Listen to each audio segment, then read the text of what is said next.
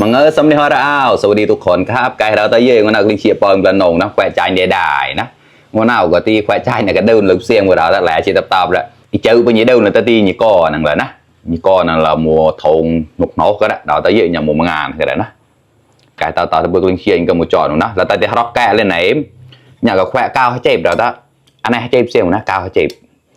ขโมยเราตะเชียร์ฮอกแก่เชียร์ไม่เชียร์นะอย่างนับบอลเลยไหนมีใหญ่นะวันนี้มากินข้าวเหมือนเดิมครับเพื่อนๆวันนี้ก็ได้แกงไก่ครับแกงฮังเลไก่ครับแซ่บๆครับเผ็ดๆเลยแล้วมีแกงดอกกระเจี๊ยบนะครับไม่ใช่ใบกระเจี๊ยบนะครับเนี่ยแดงๆแบบนี้เลยได้เราได้เยอะไก่นุกแรกวัวเชียร์ที่พันเดอร์ไลเดอร์แชร์มาเต้าเนี่ยเราได้เยอะไก่เต่าตึกลิงเชียร์กับมูจอหนูนะมากินข้าวด้วยกันเลยครับอันดับแรกก็สดอันนี้ก่อนเลยครับสดแฝงเจ็บของเราได้เยอะเต่าก็ได้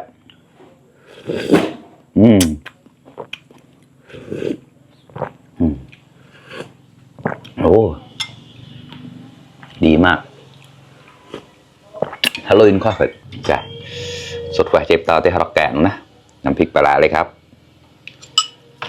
ช้อนเดียวก่อน2 ช้อนจุดสิบแปดช้อน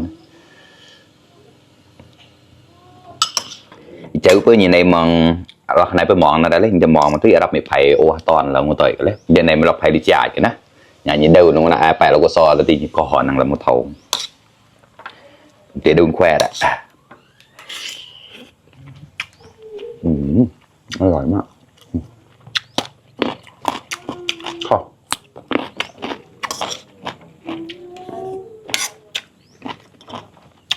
หลายบ่อแล้วล่ะ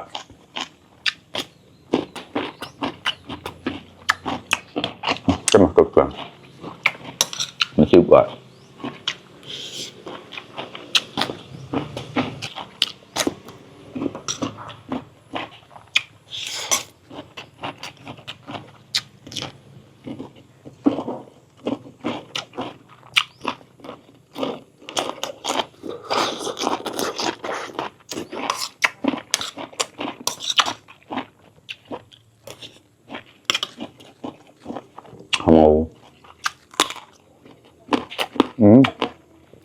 พี่อดหน่อยละ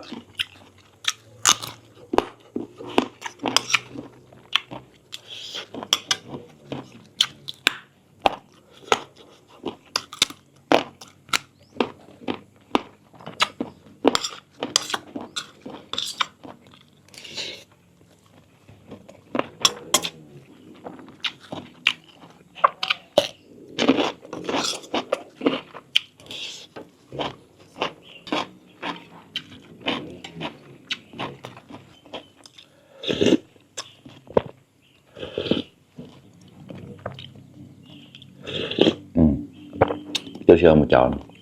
ปลาบัวเก่า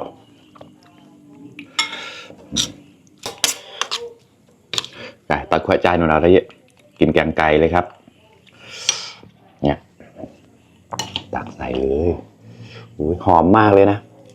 ยกแรงกับเรื่องคาตาเรามาตอบเราได้เยอะหมูมากครับเพื่อนกล้าได้กล้า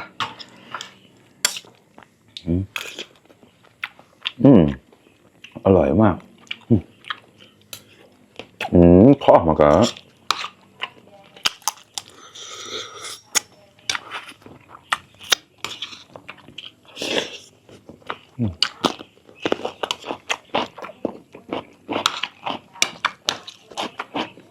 กล้าอะไรกล้า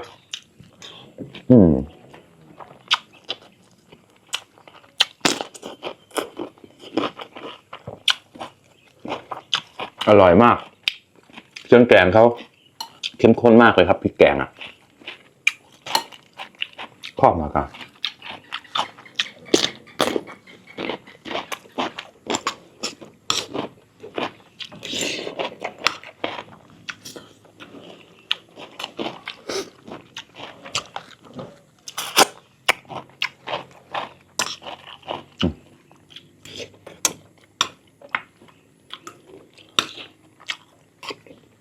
ไก่เขานุ่มมากเลยนะแบบละลายในปากเลย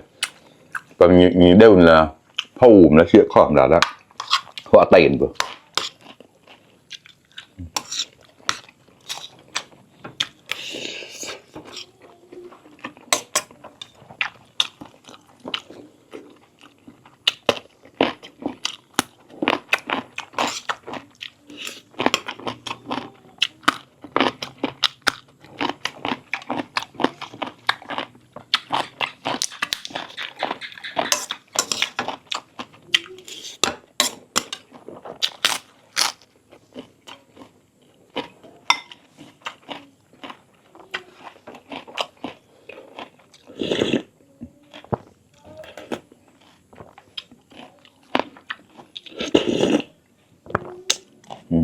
พอแล้วเนอะ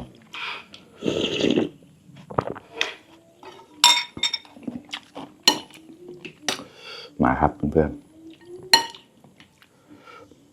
จุเลยครับเชียบเผาๆได้แล้วแต่เยอะก่อนเราเผาแสตั้งเกานกเนาก็ได้เจ๊ให้มาเยอะมากเลยครับพรุ่งนี้ยังกินได้เลยไม่หมดนะชิบวอดเปิดมีเยอะเชียมาตับแล้ว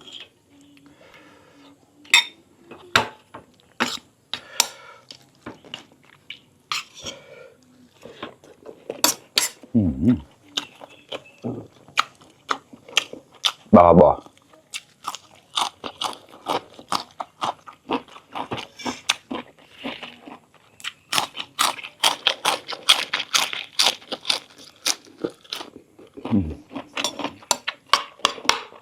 ปลาเติมเพื่อนงู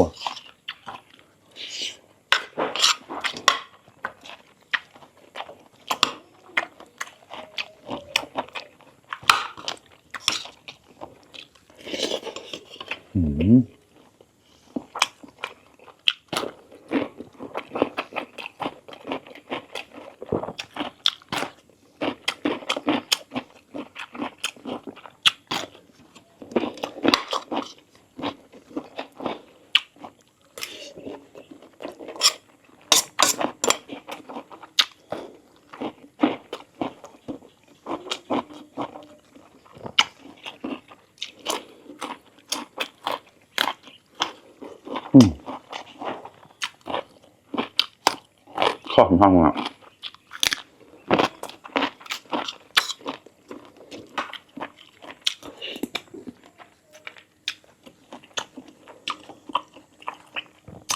อันนี้ไม่ใช่ไก่ซีพีนะครับแล้วก็ไม่ใช่ไก่บ้านด้วยเป็นไก่เนื้อนะไก่ตัวใหญ่ๆอ่ะ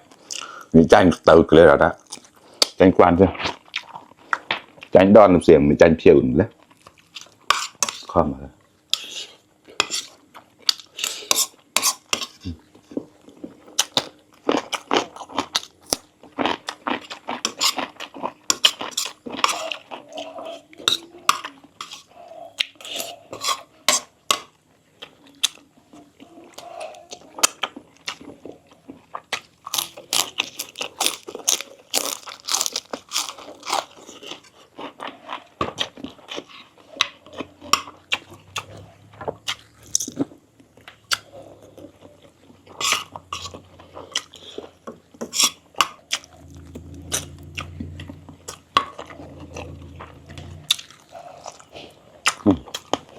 จะเด็ดไปแล้วค่ะ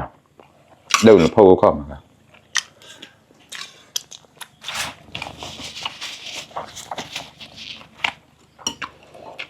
มารอบบ้าง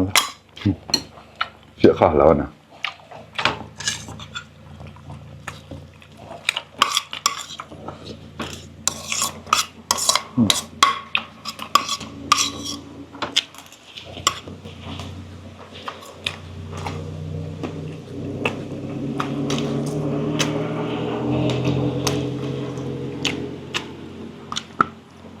พริกแกงเขาเข้มข้นมากครับ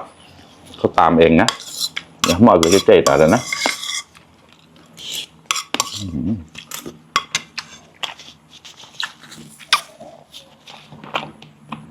นี่แหละกูเชื่อหลอกหลานเนี่ยกูเชื่อแขวะ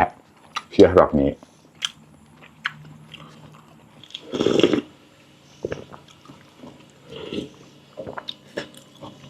แขวะกาวเจ็บเลยข้อกัน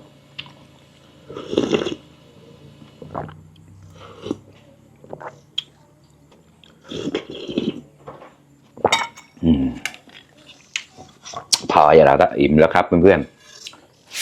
ๆแกงฮังเลไก่นะครับอร่อยมากๆครับแล้วก็น้ำพริกปลาครับแกงดอกกระเจี๊ยบนะครับแดงออกมาเลยครับ